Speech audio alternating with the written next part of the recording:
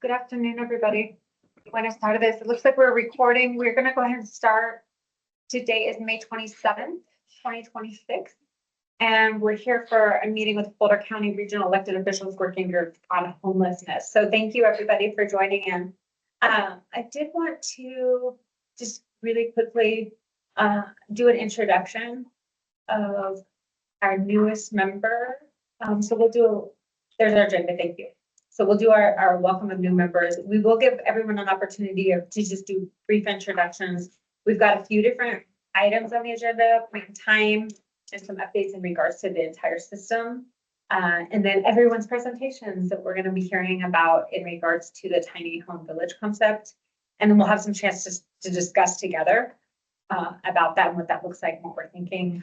Our goal before we adjourn at 7:30 tonight is to really define what our next steps are for this group and also talk about our schedule if needed at that time too. So thank you, Heidi Grove, for putting that together, and want to give a welcome to Trustee Jacobs. And if you want to just take a quick moment to introduce yourself, that's great. And then we'll do introductions with the group.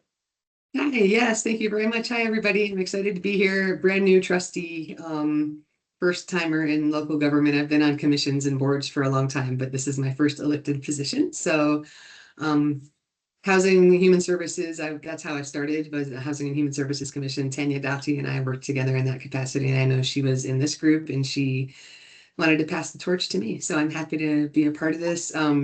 Quick introduction. I'm a psychologist and I'm an attorney. And so I work with mental health providers, helping them do their thing. I love what I do. I work from home. I spend all day in Lions. And I know we don't have a specific problem or issue with unhoused folks here in Lions, but we certainly have several every year that need to be dealt with in an appropriate way and given resources. And I'm really curious to see what this group is all about and take part in these conversations. So thanks. Thank you and welcome to the group. And Trustee Jacobs and I have an opportunity as well to work on the Lions Urban Renewal Authority. So we were sitting elbow to elbow last week. So thank you and welcome. We're excited about your participation with this group. And so I'm going to ask the electeds just do a quick introduction. If your title for some reason doesn't indicate where you are located in the region, please let us know. And I'll start with Council Member Jensen and then go to Council Member Cowish and then Council Member Benjamin. Hi, can you hear me? Yes, hi. Hi, this is Anne Marie Jensen. I am a relatively new council member in Lafayette, but I have maybe a 20-year history of working on affordable housing issues. Thank you. Glad to see you. Hey, everybody. I'm Jen Cowish from the Town of Superior, council member. And yeah, that's it. Thanks for joining. I'm Matt Benjamin on Boulder City Council. It's good to see everybody today. Thank you for being here. And then Councilmember Hamilton. Good evening, everyone. Barbara Hamilton, Mayor Pro Tem in Louisville. Thank you. Apologies, I missed the right title. I wasn't sure that was going to happen at some point. Thanks for joining us. And then Mayor. Hi, I'm Mayor Susie Lugo-Faring from the city of Longmont.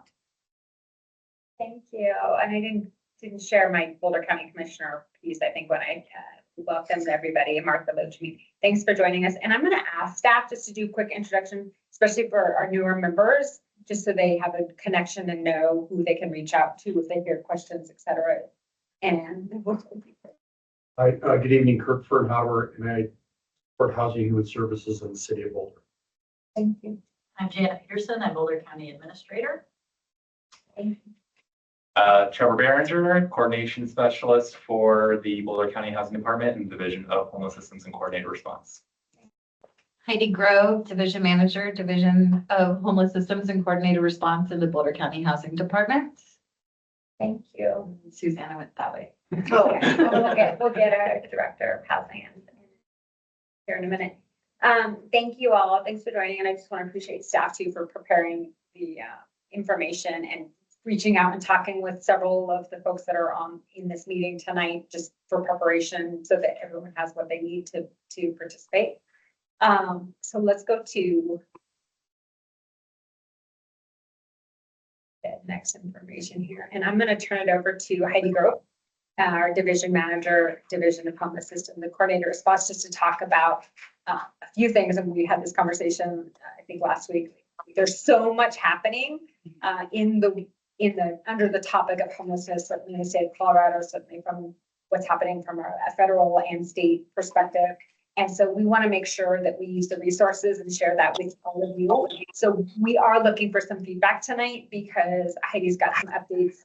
And we just want to hear if that would be helpful to all of you in your work and maybe less or more, et cetera. So I just want to make sure that folks know that some input and some questions for Heidi will be welcome when she gets done presenting both on just systems, but also the point in time. If you haven't seen it in the news, point in time has been a big conversation around the state over the last week.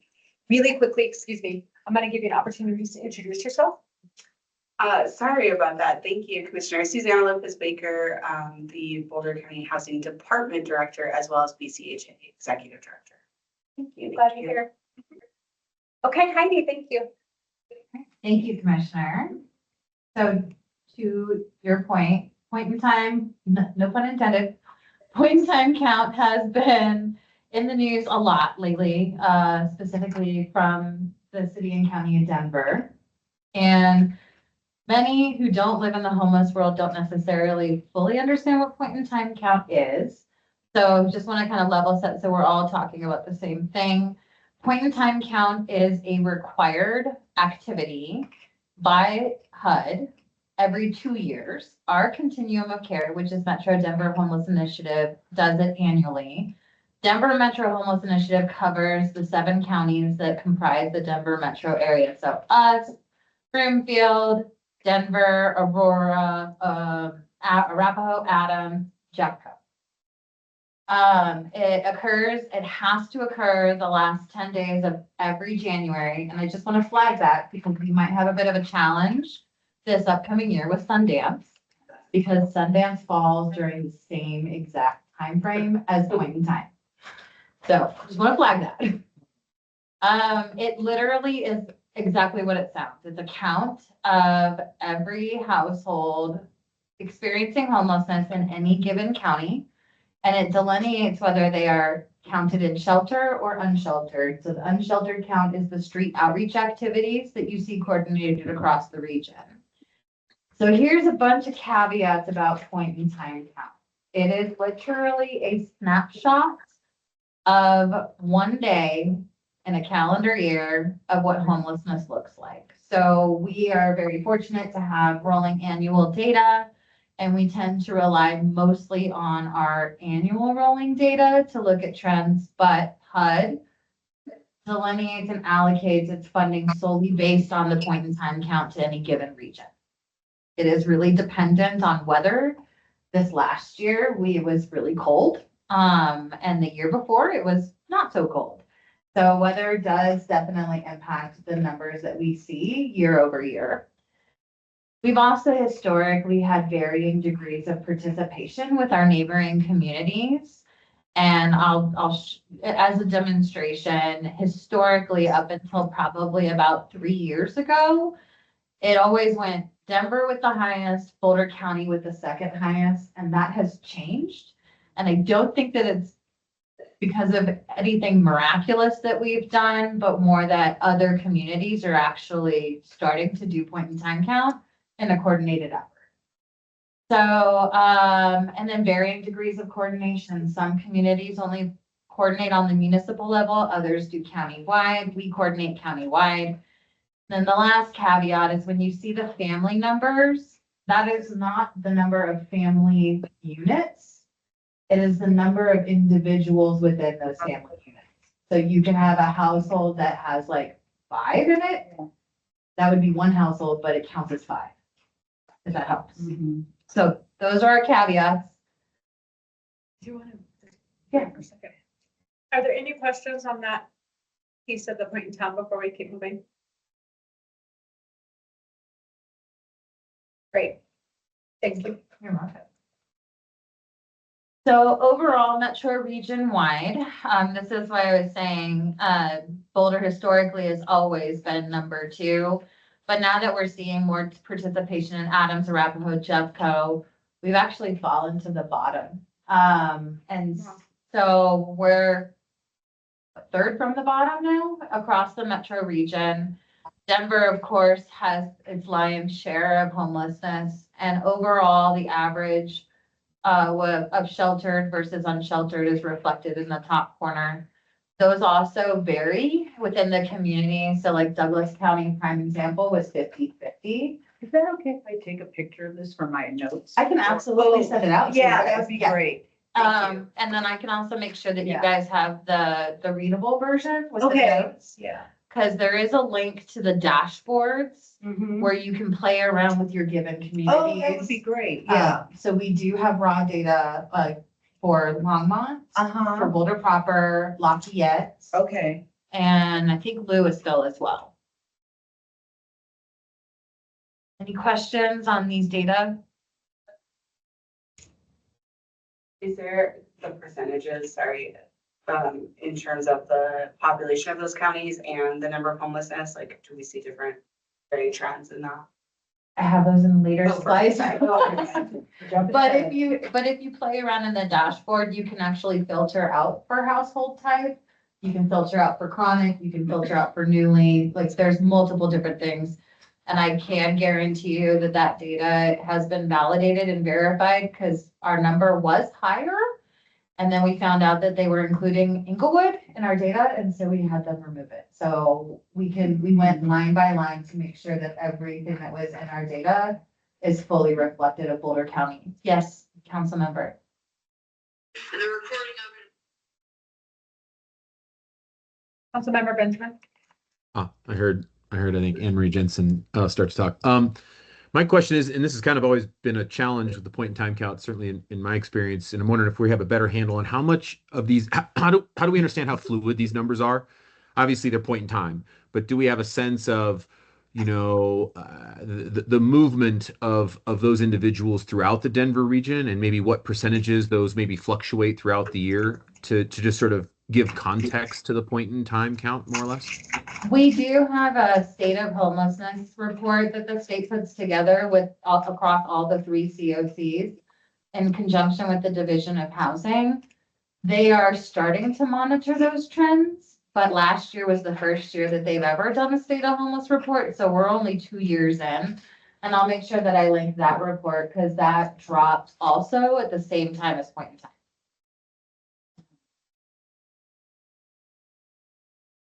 So here's Boulder County. So again, we had 614 individuals counted and 80% were sheltered, 20% were unsheltered. So right around the average across the region. Our sheltered count percentage was definitely higher than Jefferson County, Adams County, Arapahoe County, and Douglas County.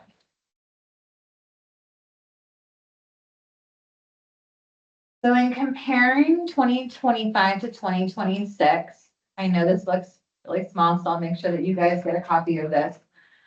In the sheltered count, we had 494 folks that were counted, and it's broken out by the demographics: youth, individuals, families, and then veterans, and then chronic and newly homeless. And then in our unsheltered, we had 0 families reflected in our unsheltered, so all families were counted and sheltered. And a vast majority of those that were counted in the unsheltered count were both individuals and a little, like 1 to 2 new to chronic. Can I ask you a quick question? Sure. And I apologize if I missed this. On the youth, for example, does that mean youth as individuals? Yes. Because does any of this cross over? If I'm looking at individuals versus youth as individuals versus families? No, so what they do, so it's, even though it says youth, it's unaccompanied minors. So that's how it's delineated. So if you're in a family unit and you're 16, you go into the family. If you're an unaccompanied, so like you're 15 years old, but you don't have a parent that you're sheltered with, then it goes into the youth bucket. So then just to clarify, the individuals then would be anyone over which age? 25, so 24. So 18 to 24 goes into that youth bucket. 25 and over goes into the individual. Is that anyone under the age of 18 is in the family? If they're with their Or with parent. Their parent, Yeah. only with their, okay. Councilmember Vincent? Are you talking to me? Yes. Sorry. That's Um, okay. So you said that the families were all in the sheltered category. And given that we don't have a family shelter, I'm just curious how they were sheltered. This is where it also gets interesting. So transitional housing as of now is considered sheltered, as is bridge housing. So families that are staying temporarily in hotels, That's right. that Yeah. counts as sheltered. Okay. And transitional housing, where they have their own apartment, is also counted as shelter?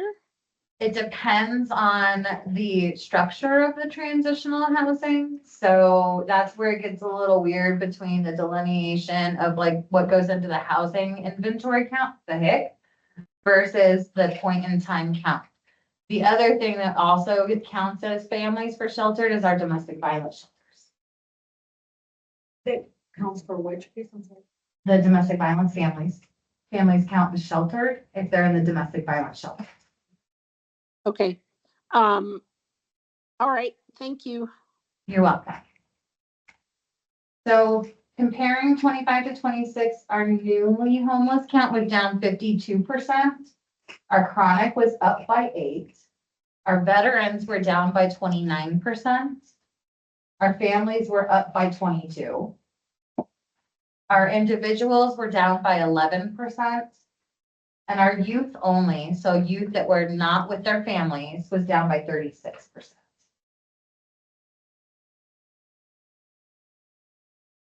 Would you, well, I'll wait, because you maybe I'm gonna go there. So we actually were able to pull a 3-year trend. So it'd be wonderful if we could do multiple years, but there was this amazing thing called COVID that really messed with our count. And so HUD actually told us not to do a unsheltered count for 2 consecutive years.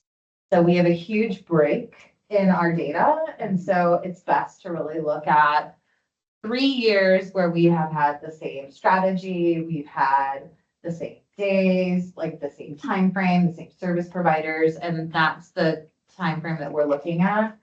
Nothing has changed between 24, 25, and 26. So in comparing 24 to 26, we've had a total population decrease by 15%.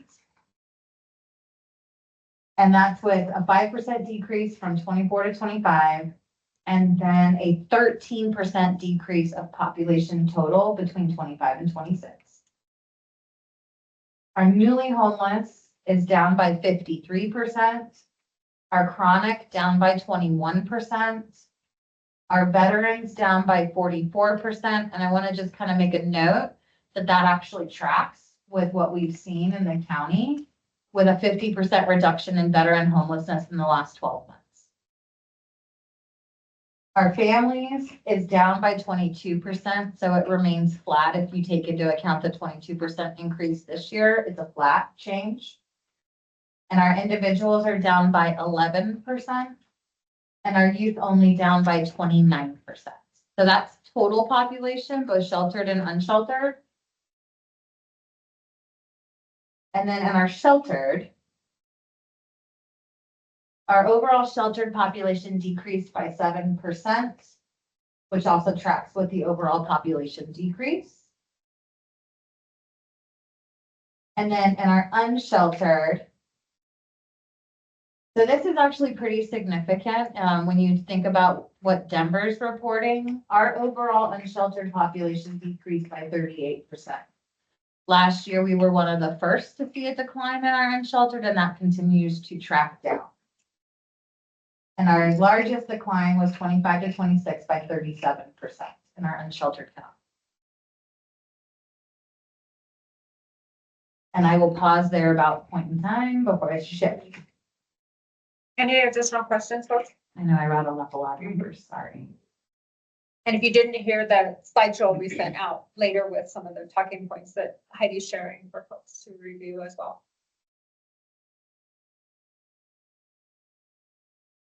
Looks like we're okay to continue. Hey, can I just mention one thing? So the city of Boulder also does a summer point in time count. And it's pretty consistent with sort of the declines in the picture that was seen here for the winter.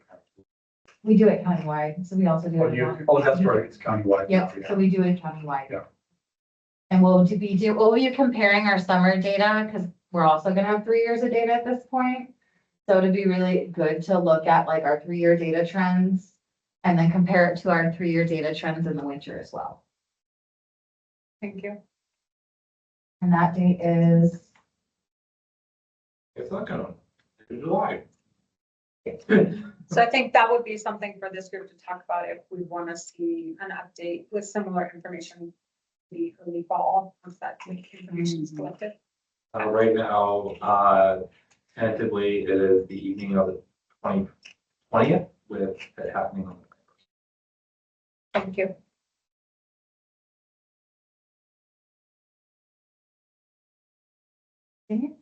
Yeah.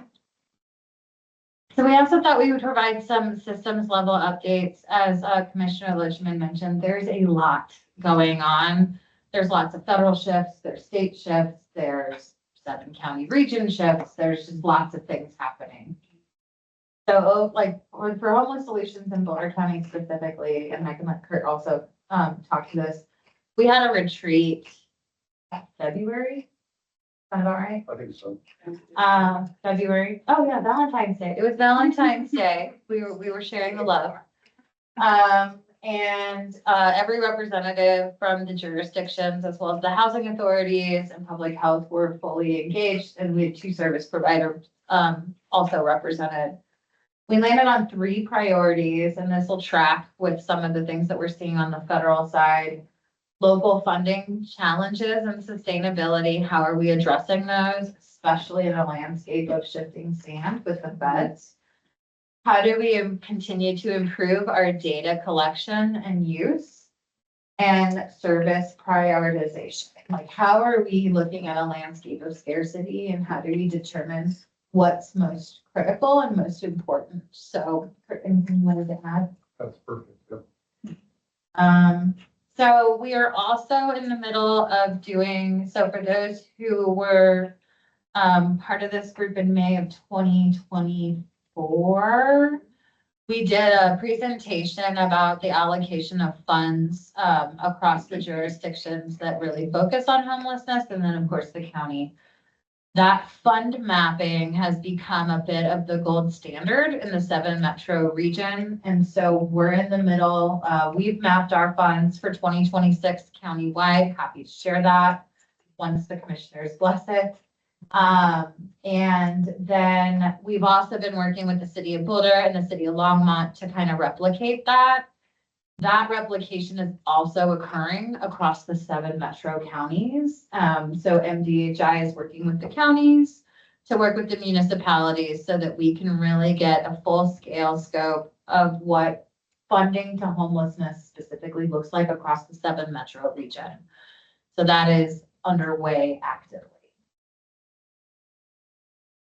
Then federal priority shift, or should I pause before I go into that rabbit hole? I think we're okay. Okay. Let's jump in the rabbit hole. All right, the rabbit hole. So, I think as we've all been being cautiously aware of, the federal priorities have changed, and they definitely align with the executive order from July of 2025 that really talk about forced treatment, institutionalization, law enforcement, etc. And so the new federal notice of funding opportunity that funds our continuums of care, which has really been a significant funding source of permanent supportive housing, we'll see a drastic change. As we don't know what's going to be fully in it, and it's going to drop this Friday. But we've been told that the max that they will allow for PSH allocation is 60%. Our entire region is above 90%. So we're looking at a 30% reduction in funding in permanent supportive housing for the entire region, which is going to make it very competitive funding. So the priorities for the current administration are to defund permanent supportive housing, increase funding for rapid rehousing or transitional housing, and increase funding for street outreach. So part of the funding mapping that we're doing is really looking at where can we potentially shift funds without violating supplanting policies. Go ahead, Susan. Yeah, I don't know if I would use the word defunding PSH. What I will say, the language that the federal administration is currently using is bringing balance to the COC. So, and yes, inevitably it reduces funding in the PSH, but essentially they want to see it at a balance in 3 buckets: PSH, transitional / rapid, and on the ground ESG street outreach, that kind of work. And so that is a big push. And I will say 60% is being very positive. I think it'll be closer to 30. I really do. I agree. But the good news is none of this happens until October of 2027. So we'll get the notice hopefully this week, if not Monday. And it gives us a year and a few months to prepare.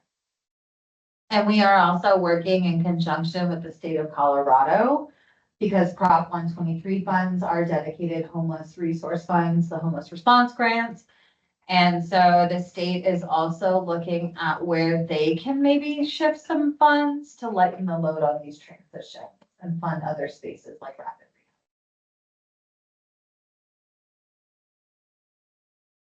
rehab. I think another strategy that we've talked about with this is obviously there's a lot of local funding that goes into our homeless response system. And looking at, there may be things that this new direction will fund that we're already funding. So we may be able to move local funds and prioritize it a different way to fill gaps that are created through this. But that's somewhat optimistic approach, but an approach I think that we're looking at. That's exactly what the administration is encouraging. So it was really great to walk into that meeting last week and be able to talk about, we do utilize our local dollars on the ground, and it's over $38 million that we're investing across Boulder County. And so that was a nice talking point with the feds. They wanted to know more. They're like, yes, that's exactly what you should be doing. So I thought that was nice. For me, what I'll just share, I think what you're talking about is exactly what's going to happen, and you kind of confirm that. That could be, again, a piece of this group. The communication and planning is going to be really important. And there's other ones, obviously, like homelessness for Boulder County, they're working on it, but if we wanted to have additional updates and things like that, that would be nice to have some of those conversations. Any other questions for Heidi on either of the pieces that she was presenting? I don't know. Could you repeat what they would be funding, what the federal priorities would? Transitional and street outreach. So Transitional. think about it as anything that would be like time limited, short time intervention, behavioral health oriented, treatment oriented, work readiness, those kinds of things. And so I'm happy to send out, if you want me to, Commissioner, the executive order from July of last year for folks to read. Okay, yeah. I think that might be helpful, especially for folks who just recently joined. It can't hurt. Yeah. Any other questions? Would these updates be helpful moving forward as we meet? For me, it would, just so I can kind of have a grounding of what our confines are. But I don't know where, okay, I see a thumbs up. Any other input in regards to the question about it? Similar updates would be helpful to this group. Well, I have a question about a 30% cut in supportive services. That's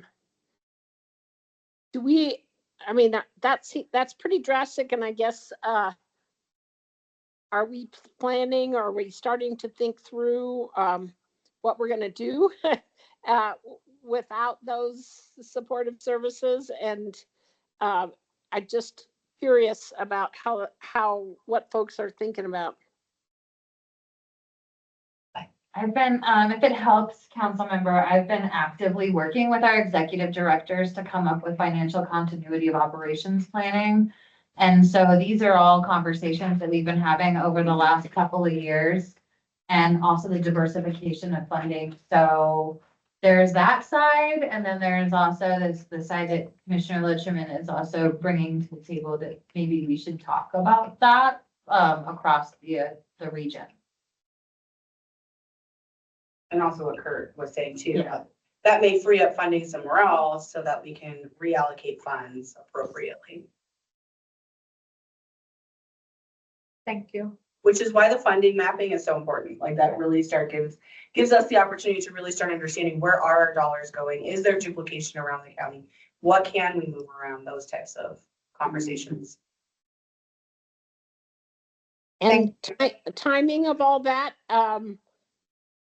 the actual cuts will happen in October-ish. Is that what we're thinking? What I heard, two things, that we don't have the final letter. That'll happen either the end of this week or early next week. And then the date would be October 2027. And so as our director, Susanna, was saying, that'll give us as a county a little over a year to work on planning. Okay. And, you know, when we've had some other federal cuts and we've used, like, let's just say, the affordable housing tax or even the mental health tax to replace backfill, basically, you know, we get a lot of grief from the public about the fact that they approved money that they thought would be new money, and it ends up just not doing new things. And so I think the messaging about all of this is really, really important to help the public understand, you know, this wasn't planned.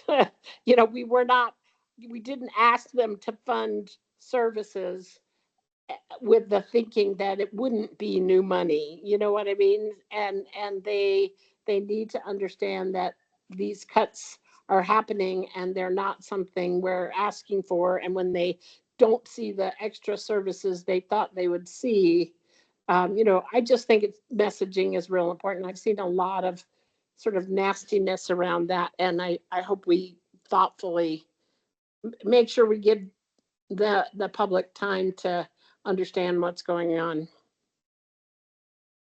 What I'm hearing is some interest in continuing the conversation, having discussions together to address one piece of how, but also the communications.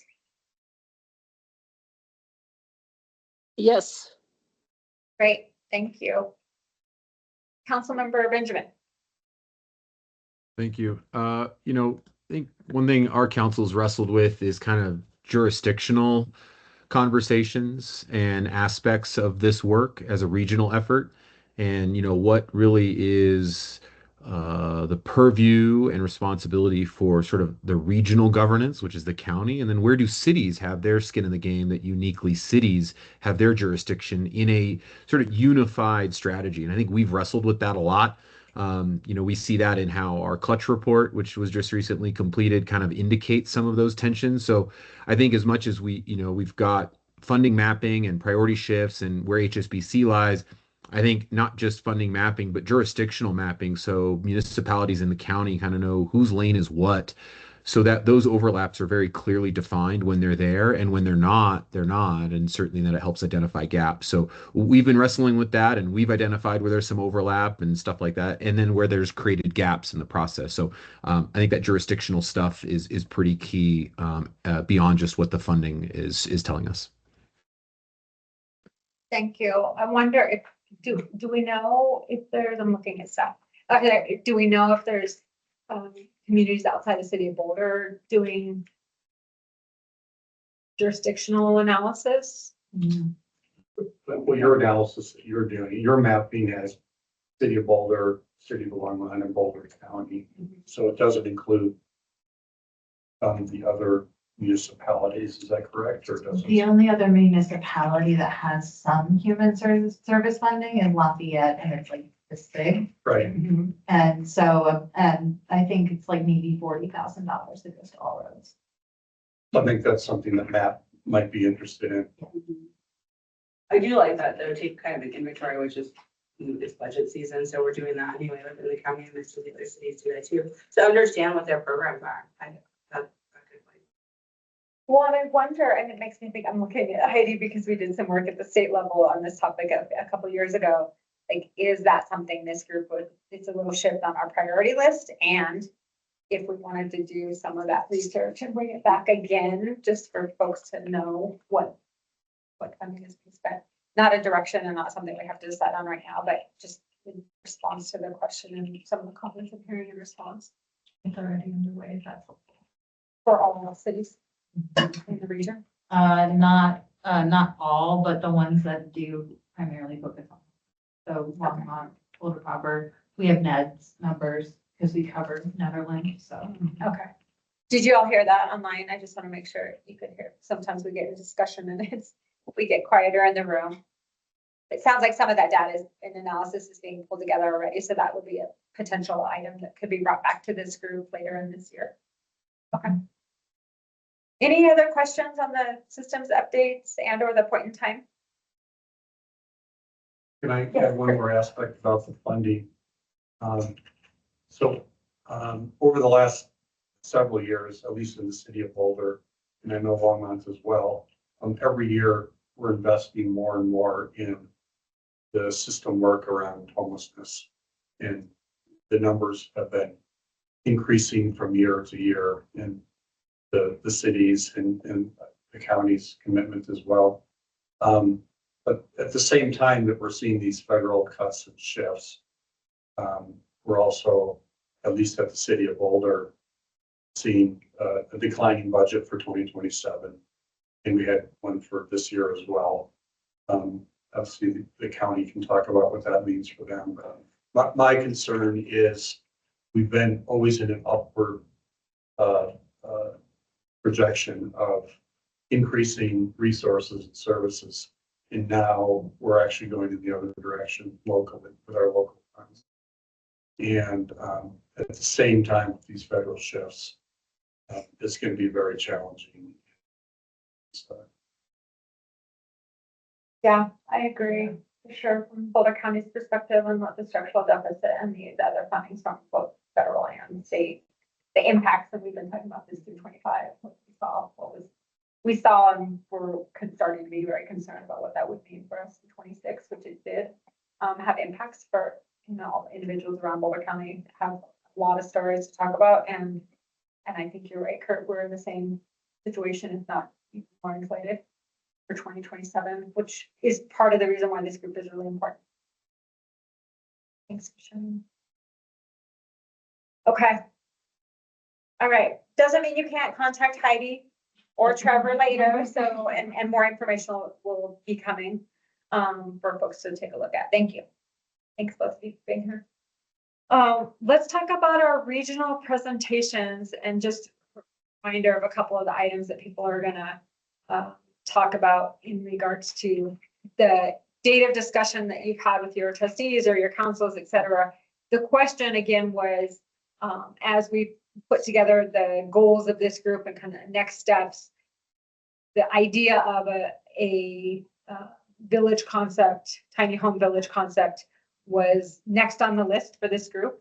And so the homework assignment was go back and talk to your different jurisdictions and just find out, one, have that discussion, because sometimes that's a calendar event in its own, to bring back a summary of that discussion with really an understanding of, is there, what is that general interest? And just as importantly, is there land in your jurisdiction that would be even a possibility to do more research and do more analysis on in regards to this tiny home village concept. So I'm going to start and then we'll put everybody in order in regards to presentations, and mine's super small. So if somebody else came with a bigger, brighter, flashier presentation, this is where we'll start. So maybe here's the I bottom. have no slideshow. Well, the staff was so gracious to give me something here. So we did, the Board of County Commissioners did have a discussion on the 19th of this month, so just last week, and it was like, hey, I need as much input as possible because I'm about to go to this important regional meeting. And so it was very preliminary, but the question was, if this is what the regional elected officials are asking in regards to homelessness, this is our next step. And so where would the board be? In general, the summary is yes, general interest in further analysis of a tiny home concept. And we had a lot of discussion. It's a public meeting. If anybody has interest and wants to look at the archiving of that, you're welcome to. But the summary quickly is yes, there's interest, a lot of questions. And so I was really trying to, and so I'll be interested to see how other folks' discussions went, because it's so easy to like get into the weeds and like, wait a minute, what would we be doing and where would it be and how many houses and what size would they be? Like, we can all get into all the things. And so I was trying to just keep it into, if this group comes back and says we have a place, would we want to do it? So I will just share some of the, some of those questions that I just shared, but also an interest in criteria, and how we would know and things like that, which we'll move into if this group decides that we have a place that this could happen in Boulder County.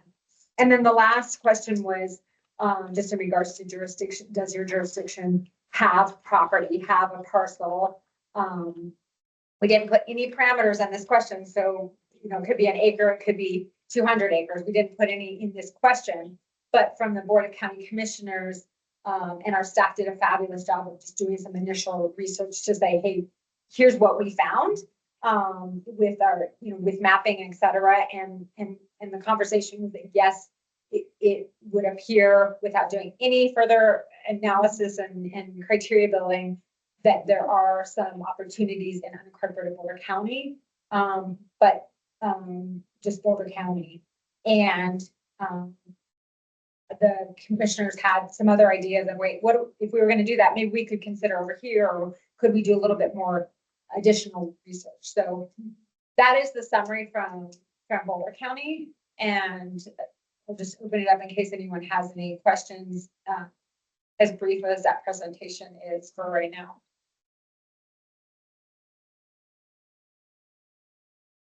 Thank you. So, go ahead. Are there any zoning or land use obstacles in that type of housing unincorporated? The biggest, we didn't get into the weeds.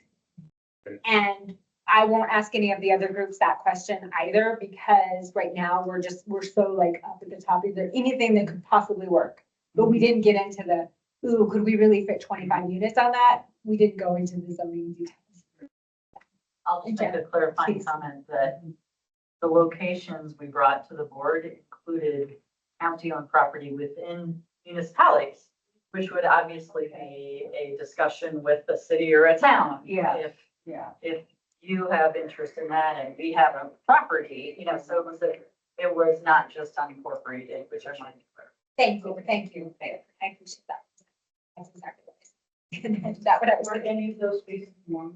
Yes. I mean, That were we not own- annexed into Longmont, that are Boulder County, but not annexed. no, there are county Mhm. organization owns Okay. property Okay, within one. okay, So our Coffin Street building, for example. yeah, That would not be probably a place that we would pick, but there might be other places okay. without big buildings on them. that Uh-huh. If there's interest, we could continue the conversation, but the interest did not identify any specific Okay. location for further. Yeah, and along that, Mayor, some of the conversation that Dias was, well, if that parcel is on the Coffin is just an example, the city of Longmont agreement, when they go with that. Yeah, And okay. wait, hang Yes. on, we Yeah. haven't got there yet. We So haven't gotten there. the best of all the Yes. worlds would be that we're all talking about somewhere. Yeah. Yeah. But, Uh-huh. so, thank you for that question. All right, so here's what we're gonna do. We've got, and I'm saying it out loud because it'll help me too. We've got Louisville, Lafayette, Boulder, Superior, and Lyons, and Longmont. Thank you. So we'll start with, we'll go in that order, and I'll just say it one more time. Louisville, Lafayette, Boulder, Superior, Lyons, and Longmont. Let me ask one really quick question, just from a housekeeping technical. Do folks need and want a break? Because we could take a 5-minute break and then come back and do all the presentations together. Or we can keep I'm gonna run to the restroom real quick. Yeah. I could just step out and come out. We don't need a break if they want one. I think everyone looks like they're ready to keep moving forward run the restroom. and get back to their lives outside of all the extra duties. Okay, so let's, Louisville, we'll start with Louisville then. Thanks, everybody. Yeah, thank you. Can you all hear me all right? Yep, thank you. Perfect. So, as far as tiny houses go in Louisville, you know, we do have some policy to support tiny homes. I know there's some policy built into our housing plan. It specifically calls out incentivizing tiny homes, and I'll throw ADUs in there as well. And from a comprehensive plan perspective, which we just approved recently, we are trying to show more support for development of quote unquote smaller homes. So pick your lingo, but we do have that documented in some of our recent planning documents. So as far as specific sites go, you know, at this point in time, we don't have a specific site identified, but I'm gonna draw this within the broader picture of affordable housing, because what we have in Louisville is we've set aside $2 million for affordable housing, and part of that's being used for a consultant right now to look at land that could be used for affordable housing purposes. And I can see some synergy between that work and this work as far as identifying lands for tiny homes as well. So it's premature for us to answer that question for this group right now, because our consultant has not produced those results yet. But I could see in the near future that that document and guidance that's produced could inform this discussion as well further down the road. I'll pause there. Anything I missed or anything I can elaborate on, Commissioner? Thank you so much. Just the question I had is just if you had a discussion at your dais or executive session or however you all do your work, and I apologize, I don't know all the different structures and mechanisms, but just curious if you've had a conversation formally with your whole group. Yeah, that's a great question. So our current agenda did not allow for a formal discussion, but this is something that we're chatting about amongst ourselves informally at this point in time. Okay, thank you. Yeah, my pleasure. Any other questions? All right, thank you. Thank you. Lafayette. So Commissioner, I'm going to tell you something that I've gotten in trouble with many times when before I was on council. Apparently the person for whom Lafayette, as you pronounce it, is named, pronounce their name Lafayette. And the old guard in Lafayette will give you lots of shit if you don't say it that way. So I'm just letting you know that even though there's an A after the F, it is pronounced Lafayette if you want not to get dumped on by people who've lived there a long time. So I thought I'd just tell you that. I'll do my best. Thank you. It looks like it should be Lafayette or Lafayette, but that's not the way they tell me I'm supposed to say it. So we are, we did a comprehensive plan 5 years ago now and haven't yet, partly because of COVID, changes in our city manager, and staff. We haven't done a revised land use code to reflect the comprehensive plan changes.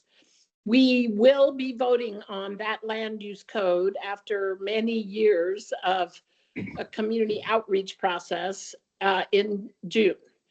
And we had a session with staff on the land use code a week or so ago, and I did bring up the tiny homes thing. And there's definitely support for making sure that that is included in our new code. And in the draft code, which has not officially been voted on, it is a newly defined use allowed in all residential zoning districts, including manufactured housing and mixed use. And also within what a new zoning we're calling courtyard style developments or as an ADU. So if we were going to do the sort of Austin model of a village, it would have to be in the mixed use districts, which we're trying to increase, not just because of housing, but to get people out of their cars and more walkability and, air quality and so on. We do not currently have, Lafayette doesn't have any property aside from the ones, our buildings that we currently have buildings on. And the one piece of property that our new city hall will be built on, which would leave the old city hall space, and it's 40 years old. So there's some talk that it might just get taken down. But we also have a very old mobile home park right in the middle of town, where not only is the park old, but they are not mobile homes that are owned by the residents. They are mobile homes that the residents rent. And many of them are maybe, I'm guessing 1930s, 1940s. They're that old, So it is a prime place where a public-private partnership to do something like a tiny home village it's in a great location right on public road, but the owner is not yet ready to give up, but it is an elderly couple who are, facing the situation of eventually trying to, create funding for their family as they get older. So, and our definition of tiny home is 400 square feet or less and on a permanent foundation. I would love to hear from others in this group if that permanent foundation piece is important or necessary or problematic, or what do people, that was how the committee that we had to draft our land use code decided to define it.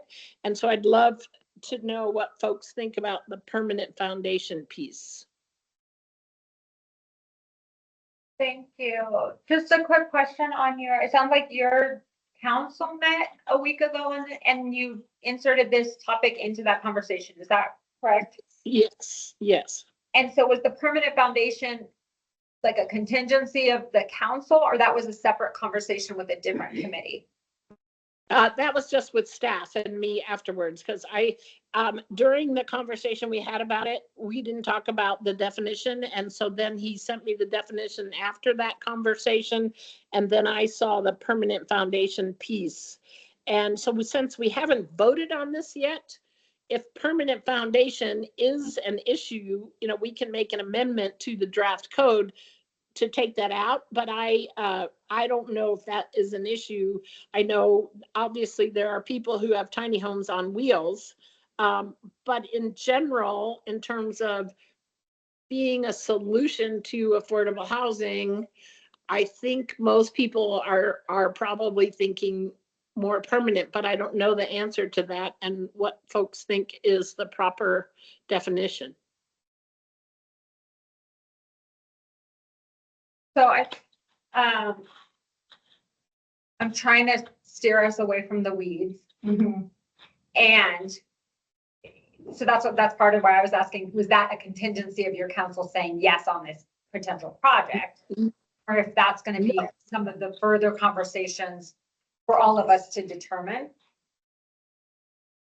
And the reason why I would say that, and I'm acknowledging that some folks weren't in the previous conversation when we had that one particular model come and chat with us, that was around permanent foundation. but we haven't had a conversation as this group to say yes or no. So I just want to. So Councilmember Jensen, for you to go back to your council, do you feel like that question is a contingent and necessary item? Or you're Well, still, I guess when we vote on this between now and then, I would probably need to do some homework or ask staff to do some homework for me so that I could share with the rest of the council members whether the permanent foundation is key or a problem, or, does it matter one way or the other? I think by and large, we're looking at tiny homes as a solution to an affordable housing niche that is not currently being met. But I don't know enough about whether portability is an issue. Like, mobile homes are supposedly mobile, but they never move. Once they're in place, they're not really very movable. And, and I wonder, are tiny homes similar to that? If we think that somebody's going to move from here to Virginia and take their home with them, is that what's happening? What does the research show people with tiny homes are doing?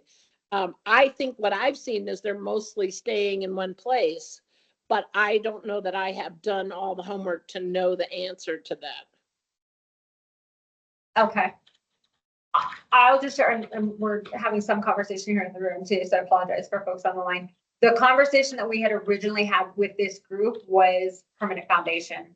And a local example would be the Longmont Veterans Community Project. Kind of looked up. So Yeah. if you haven't gotten a chance to tour that yet, some folks did go tour that after we had the Yes. original conversation. Highly recommend it.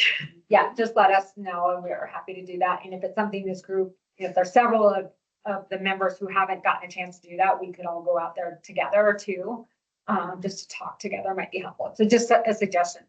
So does that help, Councilmember Jensen?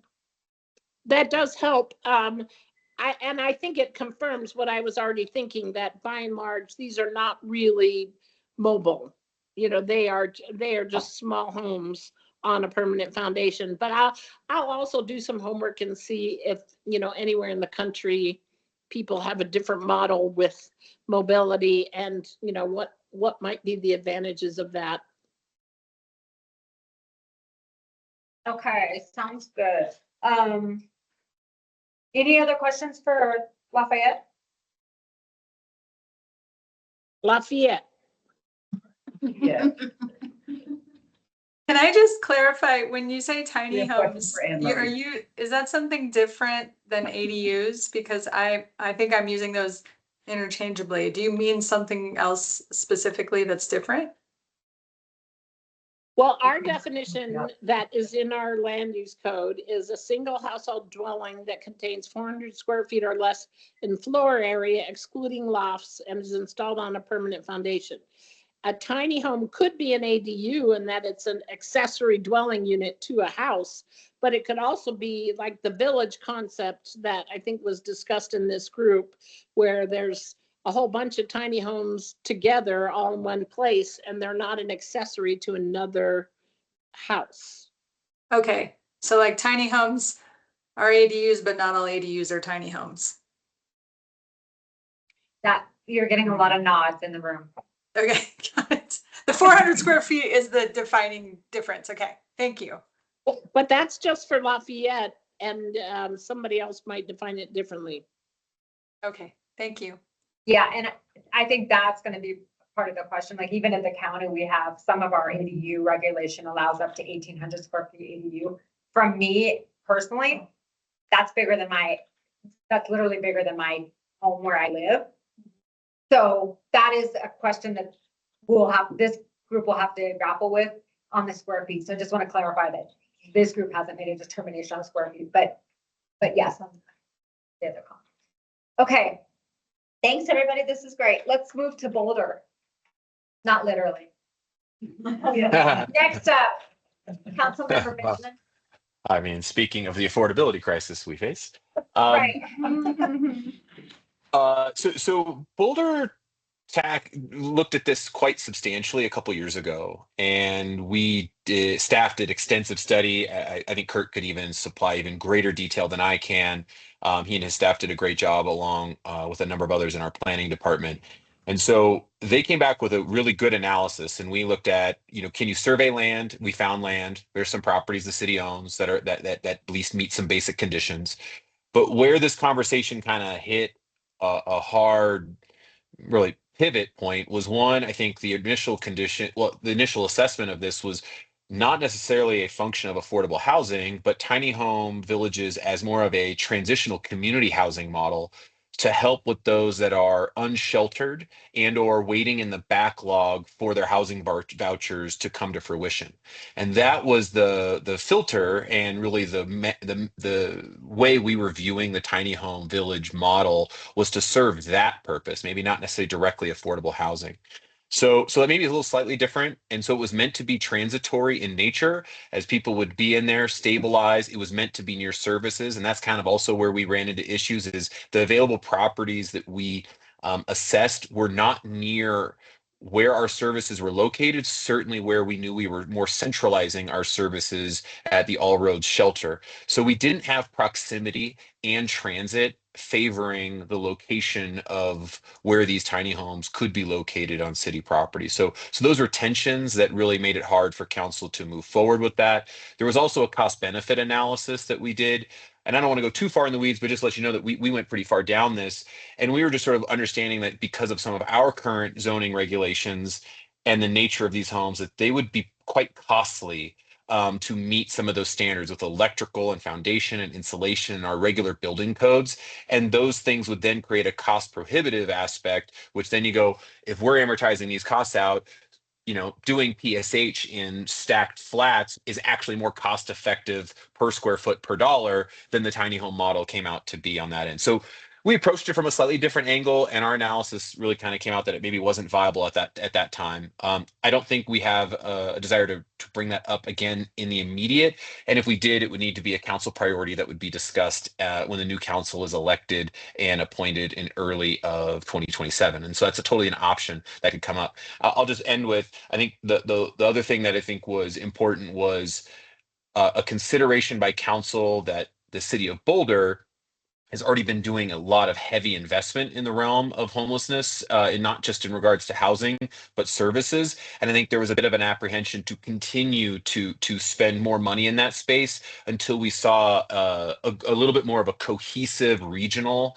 model, but also efforts to help stabilize either sheltered and unsheltered homelessness throughout the region. And so I think those are some considerations, but maybe some apprehension before moving forward with that entirely. So that was our assessment as a few years ago. I just want to maybe see if Kurt has anything he wants to add or offer. Certainly, this was he and his team did a lot of great analysis on that. So if I missed something, I'd love Kurt to fill in any blanks. Well, I appreciate, Matt, that you were listening during that council meeting. So I just have one thing to add, and that's how it relates to the price of land. Obviously, land in Boulder is very expensive.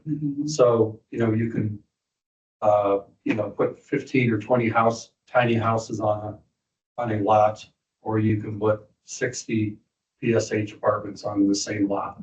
So the density, when you spread out the cost of land, infrastructure, that sort of thing, the cost per unit actually starts going up because you're not really building to the density that's allowed or anticipated for any particular site in Boulder.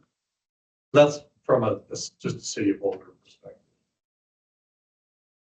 Thank you. Just a question then on the timing. You didn't have a meeting with the current council on this topic, did you?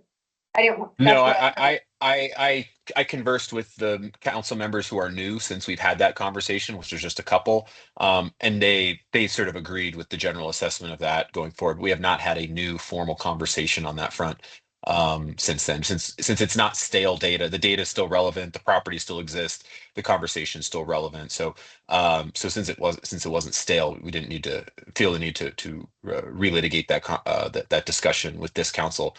But if new information comes to light and there's a new county-wide or regional and our sister cities, and there's a new real drive to sort of think about things collectively differently than it was just us perhaps operating alone just a few years ago, then I think that maybe would warrant a new conversation, where I'm pretty sure my council colleagues would like to know what that looks like and see where we fit into that. So I think that remains to be seen.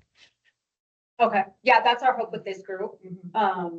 That's why that's how we got to that list. And then next step is this conversation on tiny home village concept. So I think that might be something, depending on where this group keeps moving here tonight, that might be worth just at least asking the conversation. Also, just because I'm not familiar with the data and I wasn't in that council meeting that you referenced, was this before the Boulder mod or after Boulder mod? Okay. Not really. It wasn't. I mean, they're not really linked directly in that sense. I think Boulder Mod hadn't come fully online yet at that moment. I don't believe so, or it might have been pretty close. But it was still under construction. But those are serving completely two different groups, and we're not. They were just sort of fundamentally separate, at least in our conversation.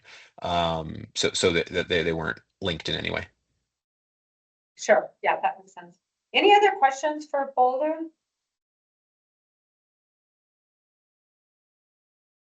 Thank you. And Thank you. for adding in them. Superior. Hey. So I'm realizing as everybody's sharing that we brought this up I think it was last year at some point. And when I brought it to the council then, and it wasn't formally, it was very informal, in passing or events to kind of socialize it.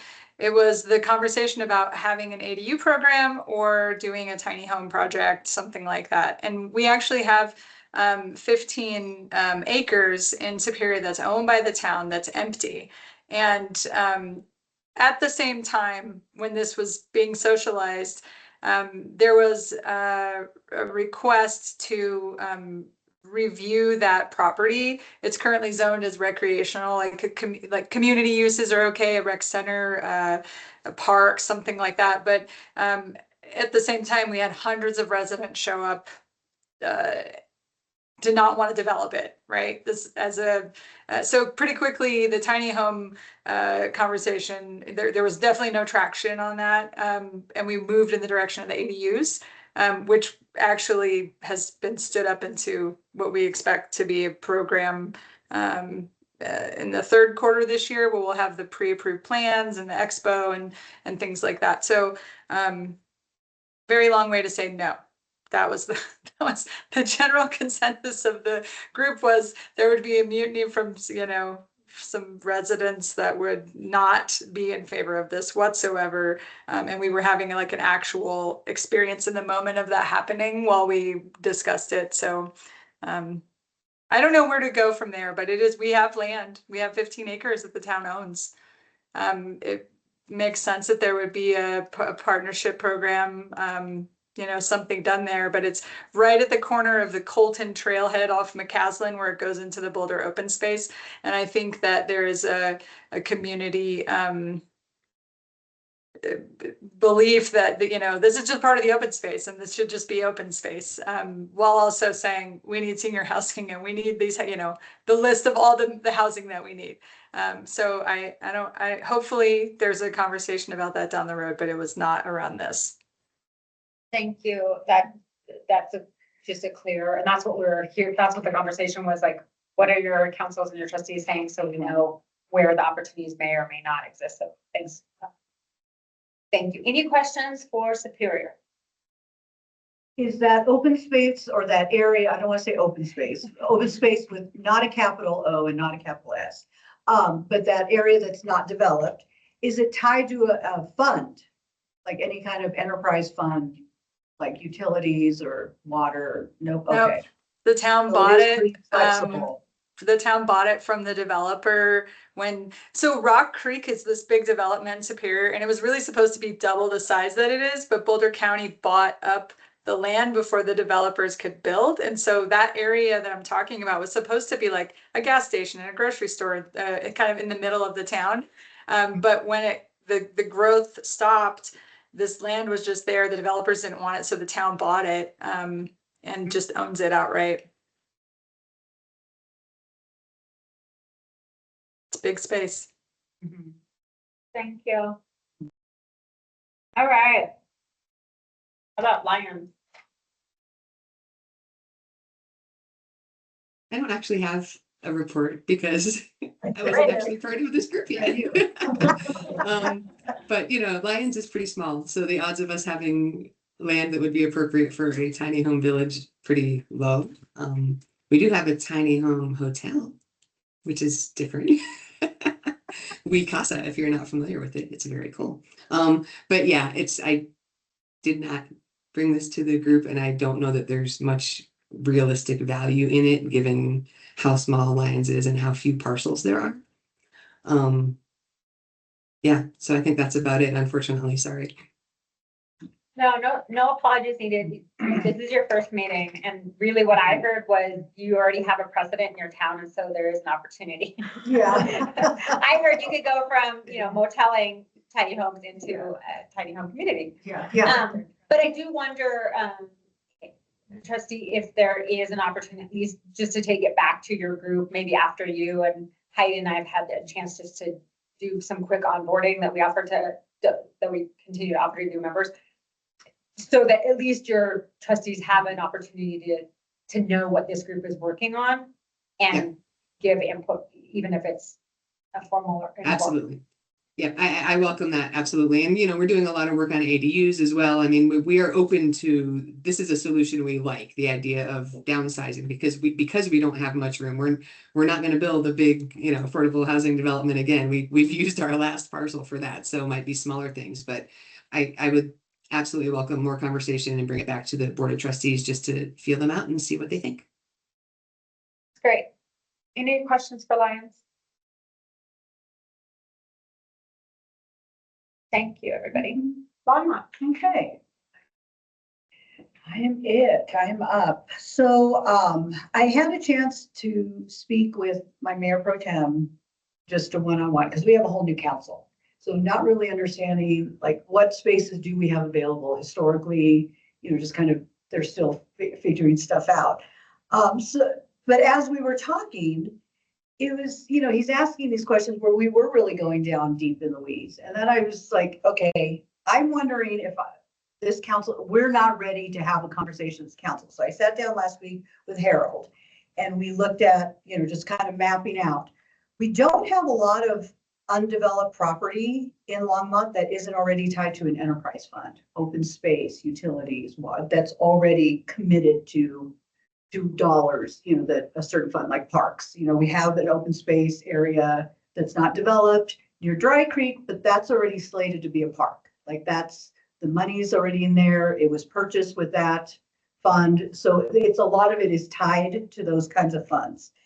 So, as we're looking at that, and then going back to other conversations that I've had with our council, that for sale, affordable and attainable housing is a priority.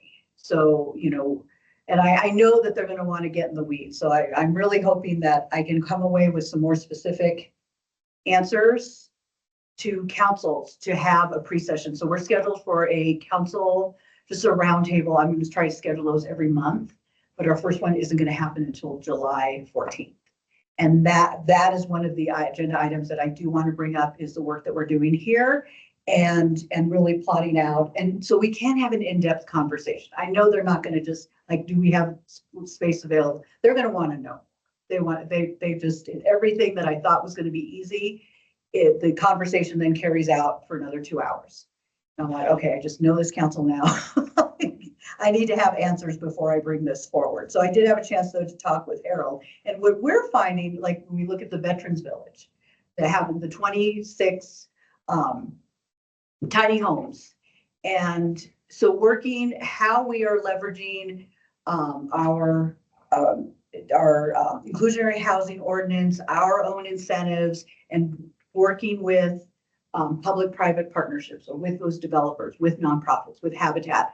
So we have really tried to address those needs internally with groups like the Veterans Village, like Habitat, to provide these types of housing. So if there's this way that we as a county or even a region, and I think this might get us more buy-in with the rest of council, is if we're able to build some partnerships with some nonprofits that, hey, would you be willing to come in on with us on this for tiny homes and, maybe you provide the land, if you guys have the land, and we can provide these certain incentives or bumping it up along in the permitting process. It also depends on where the land is. As far as zoning, but we really try to claw back a lot of our single family zoning areas and make it more, multifamily and multi-use areas. So we're working on that, kind of chiseling away at that, little at a time, so it doesn't create a public uproar. But too much change too fast, it doesn't work. So looking at that. So I do feel like if I have more answers as far as like placement, the willingness of this group to even engage nonprofits or other public-private partnerships, then I think we could have that conversation with my council to kind of see, or not my council, Longmont's council, but, just to see, what could be the next steps. But I think, so for us as city-owned property, there isn't a lot left that don't have buildings on it or that aren't already tied to certain funds. Now, if we were able to connect like with Boulder property or find other, private landowners that have space that would be willing to come in and work with us, that might be the route that. And I've seen, at least in conversations I had with the last council, there's been a change of 4 of us. So it would be a whole new discussion now. But that there would be some willingness to work with doing something within the boundaries of Longmont if there were other partners fronting dollars and helping us get this set up. Trying to think. Yeah, and then just kind of, we had a discussion around the permitting process and the appeal process and how it would go through planning and zoning and just kind of how, what would be the impacts and how long would that take and incurring costs, because it's also too, land is expensive in Boulder County. So, but yeah, that's pretty much it. I just got overwhelmed with the questions that when I was talking to the one council person, he was like, okay, I don't know if I'm ready I don't have the complete answers to answer what I know is going to be coming at me. So I wanted to kind of make sure that I can answer effectively those questions that will be coming forward. But yeah, that's that. And so the conversation was mostly with my mayor pro tem and with Harold. So it gave me some grounding and be able to present, and then as we come forward with other things, I can put that. I am going to put that on the agenda for our July 14th pre-session. Okay. So yeah. Thank you. And I'll just share that planning and prep for that meeting is, you're right. That was my experience too, and staff was amazing, and they put this together just to even get to a consideration. Some of the questions that you talked about like who would the partners be and who do we work with, and let's go down. And so that's where, and so I'm just sharing this right now, conceptually preliminary, this is our first meeting together talking about actually outside of just the regional topic. And so hopefully this conversation is helpful for everybody about what are some of the questions that you're going to get. And right now, all we need to know is if a jurisdiction is yes, your council or your trustees are yes, we want to move forward on it, and allow us to do some analysis and allow us to build some criteria, talk about square footage and who the partnership is. I think everybody here knows that anything that has to do with housing at all in Boulder County is going to require multi-levels and different partners and things like that. So, if that's helpful, just to give you confirmation on all those questions are going to come in, all of us. And Councilmember Jensen. Yeah, I have about 3 questions, I think. When the Veterans Village was built, or before it was built, I know there were some questions about whether Longmont itself had enough of the veterans that would need that kind of housing to warrant the village. And so my question is, since it's been built, have the people who have moved in there, and it's really our only example, right, of a tiny home village in Boulder County, have they been from Longmont or Boulder County, or have they been from all over the place? And sort of, if you build it, they will come kind of thing. No, I think it was mostly Boulder County. I don't know if it's all concentrated in Longmont, but I know that we haven't really serviced people outside of Boulder County. There's been a small percentage, but Okay. a vast majority of the folks that they're serving Yeah. is Boulder County, whether they're from Ned, whether they're from Longmont, Yeah. whether they're from Boulder It's, proper. it's yeah. close by, and that idea of build it, they will come. The majority of our unhoused population were actually raised in Longmont. And so they're not coming from other spaces because we have these resources. Unfortunately, they're becoming unhoused because it's too darn expensive.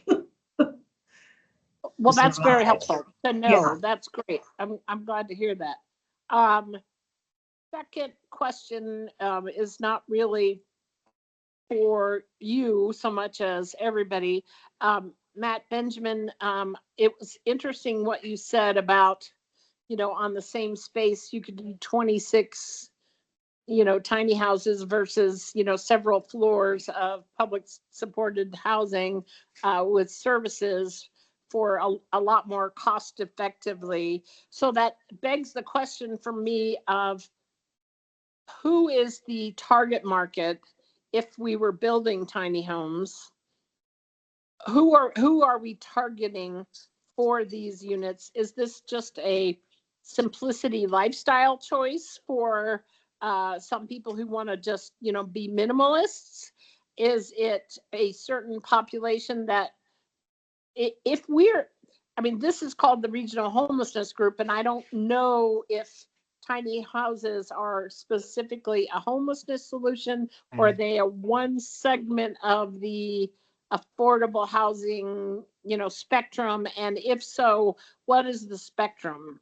And because I was not here when this was discussed before, so I'd love to know what people think. If we had tiny homes, who are we trying to get in them? I'm happy to answer Boulder's perspective when we had this conversation, if that's all right, Commissioner. So Boulder we didn't look at tiny homes as an affordable housing solution. We looked at it as a transitional community housing. And that model was really predicated on the fact that we have at least many nights we have a full shelter, and we have a number of individuals who, for one reason or another, give it their whatever number of reasons, but are waiting for their housing vouchers and aren't using the shelter. Maybe they don't feel comfortable there or whatever it is, or it's full or have another reason, but making sure that they're not on the street unsheltered, one, being exposed to other things, other activities that may make it harder for them or make it difficult for them to hold a job or do all the things that are needed for them to maintain that voucher and or help themselves exit homelessness. And a transitional community camp was one of those concepts that would be there so that people who did fit certain criteria could gain some stability at a transitional community place like that. And then as their voucher was redeemable and there was a house, they could transition into that PSH and into that housing. So it was meant to be the gap or a filler between being actually having your housing voucher fulfilled and living on the streets and an in between or being in the shelter. That's what it was designed for. That's what we visioned it as in Boulder. Whether that's how this group or others vision it, but that I just wanted to explain. That's how Boulder found there being a potential viability for this. But as you said, and as I pointed out and Kurt pointed out, when we did the cost benefit analysis, we realized, more formal PSH like Bluebird and others were actually more had a better cost benefit analysis and better usefulness for that taxpayer dollar than just maybe, a dozen or 2 dozen homes on an acre or two where we could put, 50 or 60 units there instead. That's very helpful to think. And in that way, it is sort of a homelessness.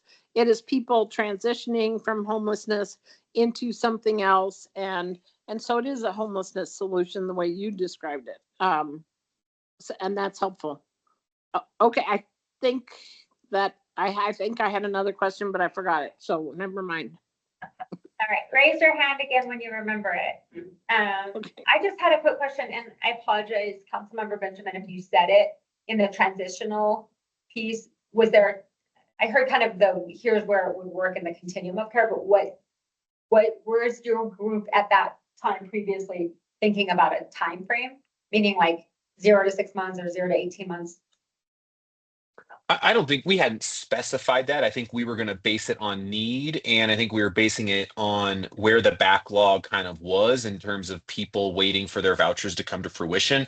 And that has sort of throttled over time. If I recall at the time, we were looking at having sort of a cap in the 6 to 9 month realm, but that was based on demand and where the housing situation was at that time. I think that has since changed a little bit, so we probably would do it a little differently. But Kurt, correct me if I'm wrong. I think that was right. 6 to 9 months is kind of what we were at least kicking around, but we didn't get that far into those level of details. Okay, thank you. I wasn't sure if there was a definition of transitional that you were using. So that We hadn't got there that far. And Kurt, was that about right? I agree with that, yes. Okay, thanks. So that makes me think about, small towns like Lyons and Lafayette and Superior. We don't have either service delivery staff or housing staff, none, and we've been working with the city of Boulder through funds, through ARPA dollars, right, to help us when we need to manage properties within the affordable housing realm that we don't have the staff to manage. I believe those funds are expiring this year, and because I'm no longer involved as much as I once was, I do not know if there's a plan for continuing to give funds to the city of Boulder for, like, if we had a tiny home village like you just described, that was a transitional step down or step up from homelessness, we wouldn't be able to manage it because we're just too small. So what is currently, does anybody know, and Marta, this is probably a question for you or Susanna, in terms of extending that contract that is ARPA dollars to continue to allow the city of Boulder to work with the smaller communities? Is there a plan for that? Yeah, City of Boulder and I have talked about the idea of an extension, but county commissioners were not supportive of an extension. That's about as far as the conversation got. The county commissioners were not? I'm Of sorry, any did you say extension for our board, yeah. Yeah, so that program that you're describing, Emery, that's for a home ownership program. Yeah. And it was set up as part of the Regional Housing Partnership. The intention actually was either for Boulder County to be able to continue that, or for the municipalities to continue that if it's working for them. So I know that our team is trying some conversations with Louisville and Lafayette about looking at a funding model in the future for that. Would this be the kind of thing, Commissioner, that would go through the BCHA piece of the affordable and attainable housing tax that sort of Lafayette and Superior should apply for? Or what is it? What are, I know I don't exactly know how all of that is happening these days. So maybe you have some thoughts about if the county would be helpful in helping the smaller communities manage those properties. I feel like maybe this is a down the road conversation.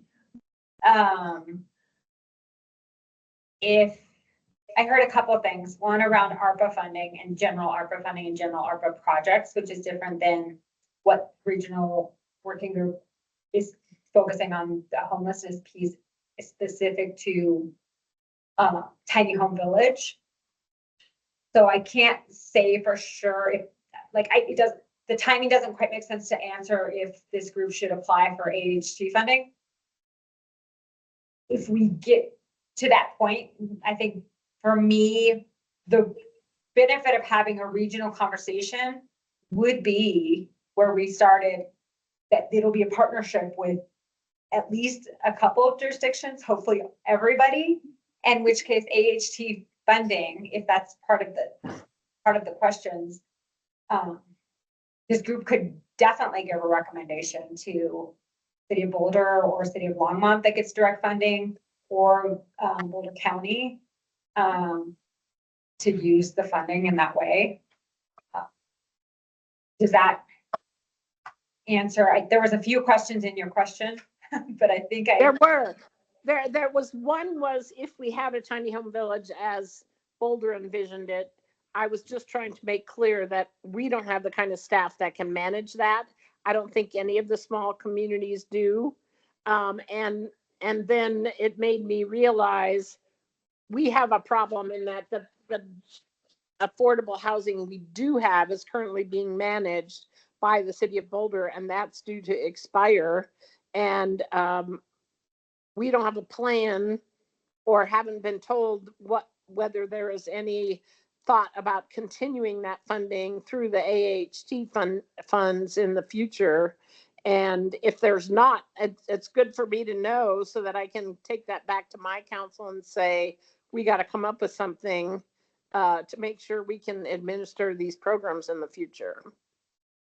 I'm hearing a little different conversation question around the affordable and attainable housing tax funding specific to Lafayette. I don't question the fact that smaller towns don't have the same resources and don't have staff, which is part of the regional work, and why with the ADU project as an example, Boulder County staff got really involved in creating template and doing a lot of the background work for that same reason. And that was something we felt like was really important to offer.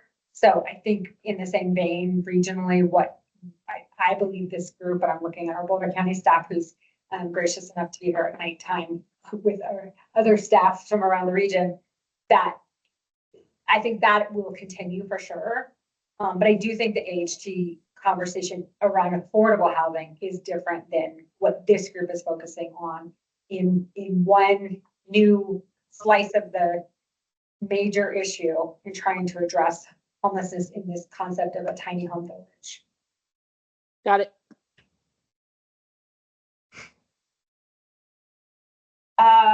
Were there any other questions for Longmont?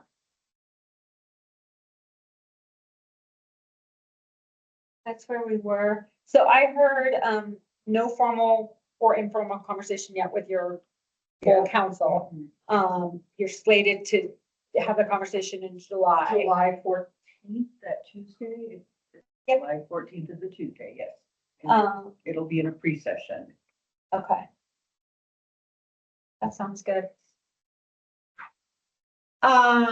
So I think maybe we'll just, bless you. I think one of the questions is going to be, do we want to do a, Boulder, I'm looking at Boulder on both sides of the room here. Does Boulder want to try and have a conversation knowing that Longmont is still in process? So it's not, everybody hasn't been able to have that conversation yet. I think there was somebody else too. I'm looking in my notes here. Is that something that you'd want to do and then come back with this group to have a conversation? Because we aren't scheduled till our next meeting isn't till, or is it July? I thought we skipped a month. Yeah, because this is, we're skipping June. Oh, yeah, that's why. So July would be our next meeting anyway. For us to come back. So I guess maybe what I'll offer is, what, do you know the date of our next meeting, Heidi? July. Oh, okay, so it's right before your meeting. Oh, it's right before my meeting. Oh, okay. Okay, that's okay. I was hoping the timing would Yeah, align yeah. like stars in the night, but that didn't Yeah. happen. Trevor went and cried because he'll be covering. Well, I hate to move our meeting just in case something happens with your scheduled meetings to see as well. Yeah, I think, so, okay, yeah.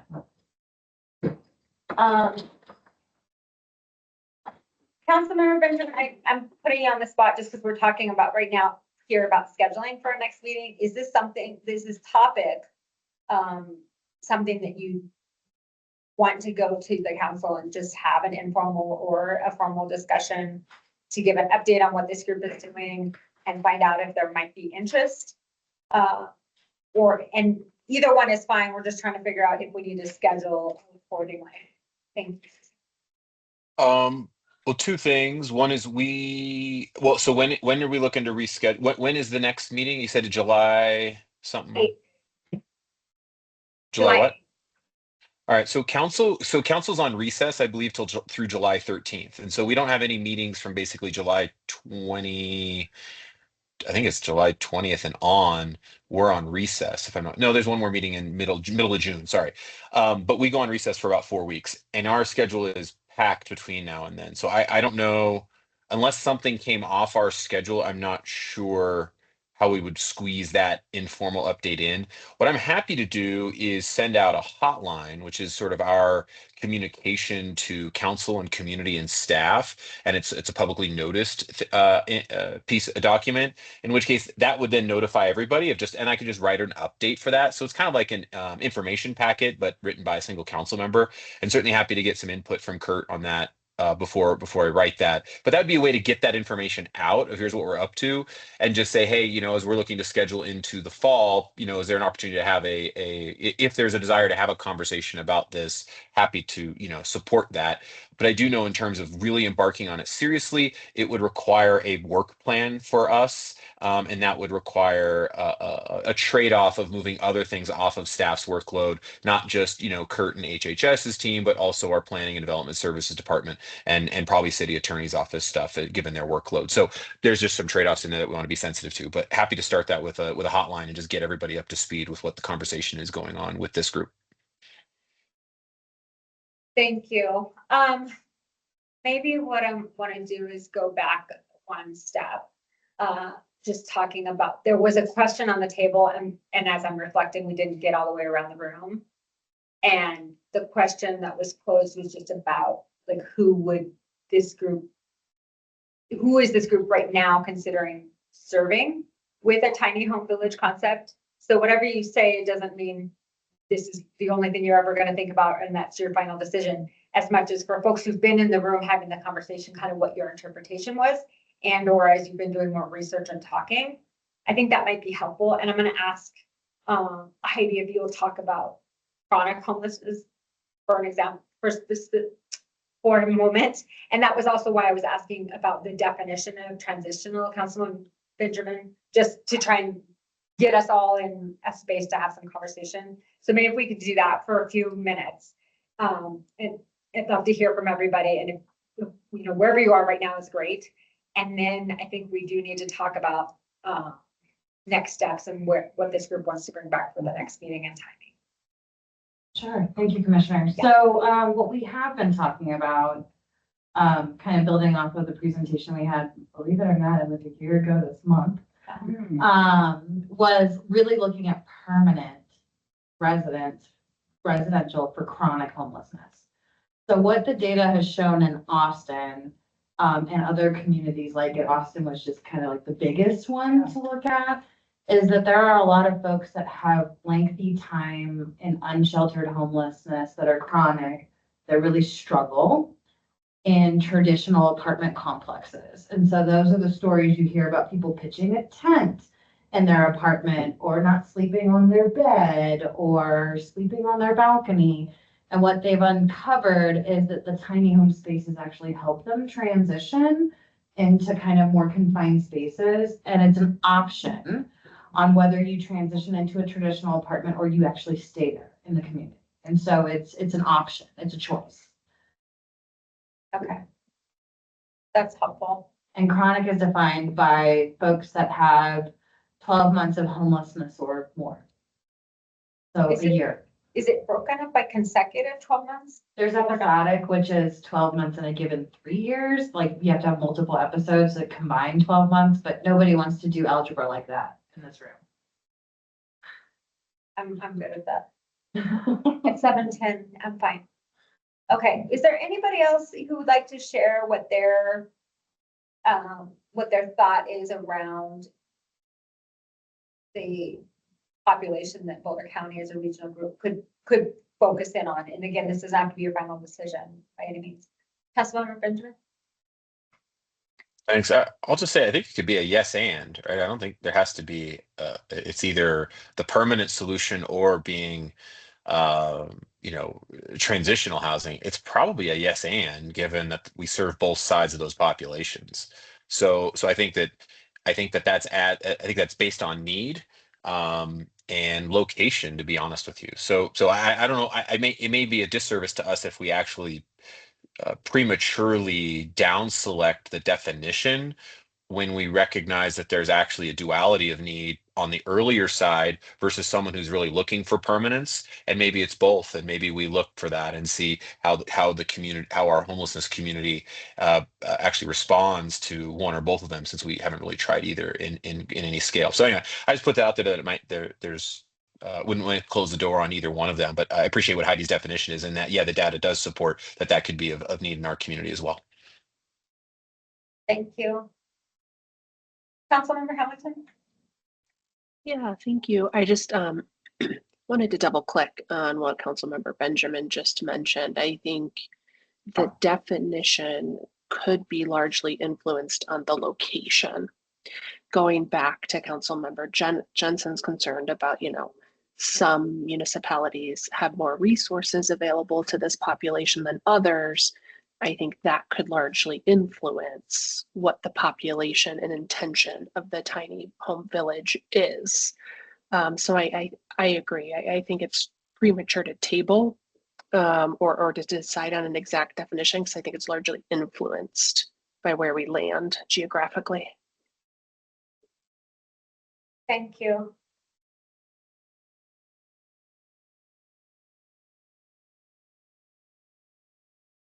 That's great. And I certainly don't, my intent on the question wasn't to make a decision right now. We would have given you that prep time. It was more of like, I don't want to assume that what I was understanding by our conversations over the last several months was the interpretation of everybody. So that's really what I was hoping to just hear from and look for. So I wonder if, let's see, it's 7:14. And I'm looking at my notes and I don't see anything that indicates that this group collectively has a location at this time. Did anybody get different notes? And so what I want to offer is, if Longmont and Boulder want to go back to their council members and do the different steps to just put the ask out there. I just don't want to discount any partners who might be really interested in this. I just don't want to make assumptions. And so that's what I'm trying to avoid. And if you all who are representatives and are working with your councils just say, skip, keep going, that's totally okay. I don't want to be the person giving that direction.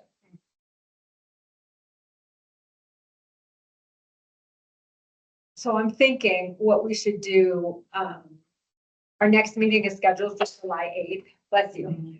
One of the things that we had asked, because remember in the three items that this group was talking about, one of them was the ADU, and Councilmember Cowish talked about a little bit Superior, but had also generously offered to bring staff to the next meeting to share the work that they've been doing on ADU. So I think that might be a really good update for us and give some learnings and opportunities for people to think about what they're doing in their group. Because I know there was at least one group here that was waiting until the end of the year from a work plan standpoint. I was thinking Monmouth might have their, not yet. Oh, okay. That's, Are you talking about the pre-approved plan. pre-approved? Okay, so it would be Superior. And then there was a presentation from the state that we had talked about bringing to this group as well. Do you want to talk about that for a minute, just to find out if that would be of interest for agenda? So I know that a lot of folks have had differing opinions of what supportive housing is and how that's defined. And so I did ask the director of supportive housing for the state to come and do a presentation. So we're all on the same page of what that means, whether that's a small community, whether that's in a brick and mortar PSH, et cetera. Thank you. So that would be something that Heidi already started prepping for this group.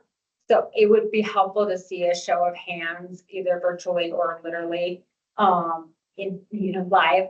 If that would be a helpful update just from information, and then give this group an opportunity to discuss in July.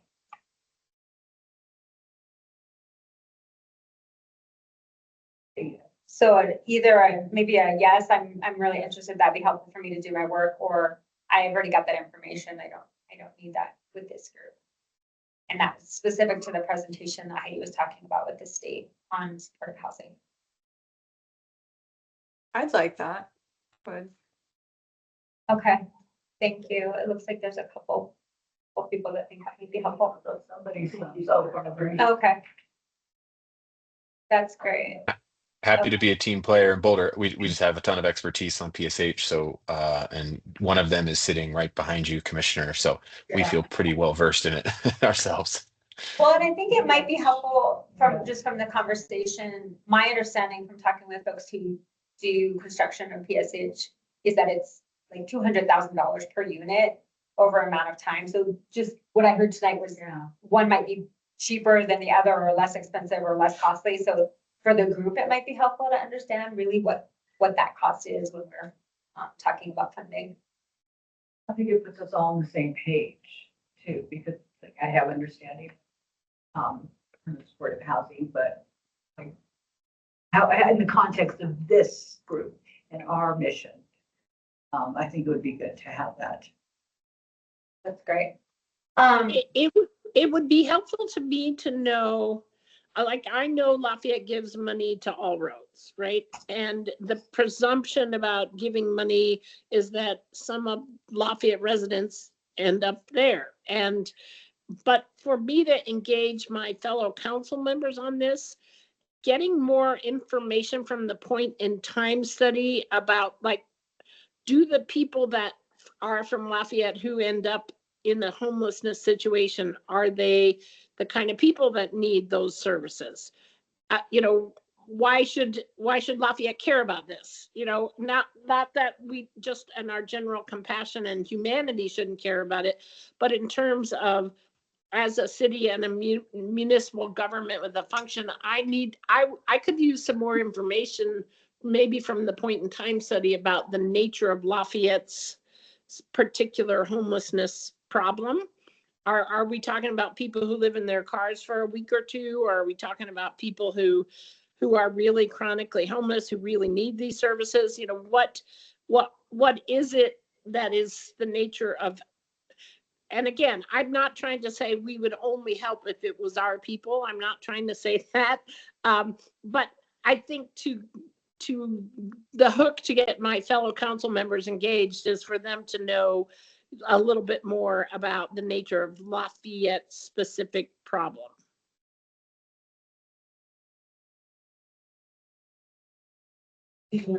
Sure.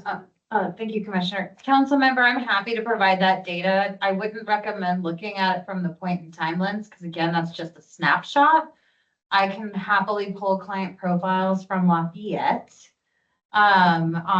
that have shown up over the last, I would say, probably 5 years. So that kind of gives you an idea of what kind of clients we're serving, either in Longmont or in Boulder shelters from Lafayette. That'd be awesome. Yes, I really would appreciate that. That way, I think it's easier for me to engage my fellow council members in a conversation about this, so they understand it really does impact us. That's great. So we've got a couple of items that'll go out just as a summary for this group. I am wondering what it feels like a little bit. If you remember, we had those 3 different potential goals and work areas, and we've done significant work on the ADU. We're going to have an update from Superior and Councilmember Cowish in the July meeting. I think that we are going to need to, right now, maybe pause the tiny house village concept, so that we give a little bit of time for the last two cities and towns to decide how they want to move forward, at least to know a yes or a no. Right now, just based on this conversation, and I'm so appreciative of everybody going out, having the conversations and getting a little more information, that we don't have a jurisdiction right now that's saying, yes, we want to move forward and do more analysis and do research. That's what I heard. And I know everybody's doing their own planning work and everybody has their own work plans. And so it's completely understandable, because this group is one group in the work that's happening everywhere around homelessness and working for folks who are unhoused. And so I want to acknowledge there's a lot happening all over. And so I think next meeting is really going to give us an opportunity to look at the third item that was in that list that was around permanent supportive housing, because it was kind of conceptual. So we will need to get together and define it. So what we can do is send out the topic as was last presented, just for people to start thinking about. We'll add in a couple of questions to try and get the discussion going. We'll have an update from the state in regards to supportive housing. And then we'll be able to come back together and just see where we're at. Councilmember Benjamin. Yeah, thanks. I just have a quick sort of comment and question to some extent about from tonight's conversation going forward. And it centers on money talks. And I think a lot of the struggle here for, I think, many of our cities, and county included, who are dealing with deficits and financial difficulties, is that money is likely going to drive this conversation, and knowing where there's resources. And so maybe there's political will, but at the end of the day, it's going to be the money that drives, and if not, creates urgency and moves things up the prioritization list. And so if there are potential resources at the county or the state or others that can motivate communities to think about these investments and the time to do that, then I think that's maybe an important starting place, because it's going to cost a lot of time and effort to do that. And if there's not money sitting there or opportunities to make those investments or share those costs, there's just going to be a lot of apprehension and roadblocks to really getting much political will to go through those things, given some of the challenges that we all face financially. So I just put that there as a caveat, but also as a way of thinking about where's the carrot, for a lot of communities to think about how to move forward with this work. I appreciate that. And I think for me, I'm still in the world of optimism. And so I think there's political will is one thing, I agree. And I try not to lean on where I think there's an answer, and funding is a big question. And I say that even in this world of, some of the other work that we've done, some of the work that we've been able to do regionally together in partnerships, if not for COVID money, which came out of a global disaster, there's projects that would never have happened. There's programs that never would have come together that meet all different community needs. And so I still believe we have a group of people in this room who want to address in some tangible way homelessness. And so yes, and I personally, just as one individual member of this group, don't want to wait for some assurance of funding, because it's so variable on other things. I do believe that we make decisions about our funding based on our priorities, and sometimes those are the conversations that I think are most complicated, not whether or not we have funding. But that's just my one perspective at the table in accepting the challenge to try and facilitate a lot of asks and commitments about what we could do together and on this one topic. And you're right, the needs are great for sure. So that is really true. And I think we are all feeling it. So thanks for the input.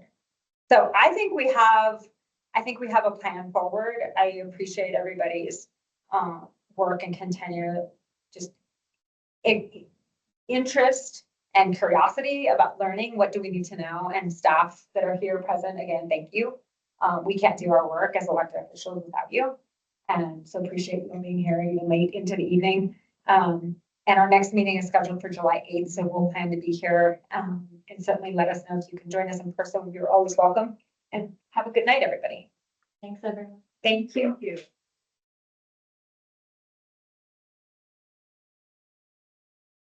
Last time I was the only one online and everybody was here. Like, twice. Well, Like, wow. Staff is usually here, so- Oh, yeah. I'm like, I just like drove them all away. Dang. Well, I was glad you were here. Thank you, yeah.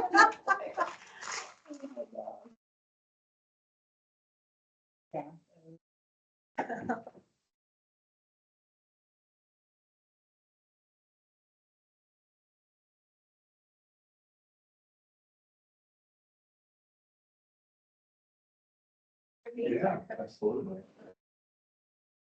I wouldn't want to be anywhere else. That's a good one. Happy to have her. Oh,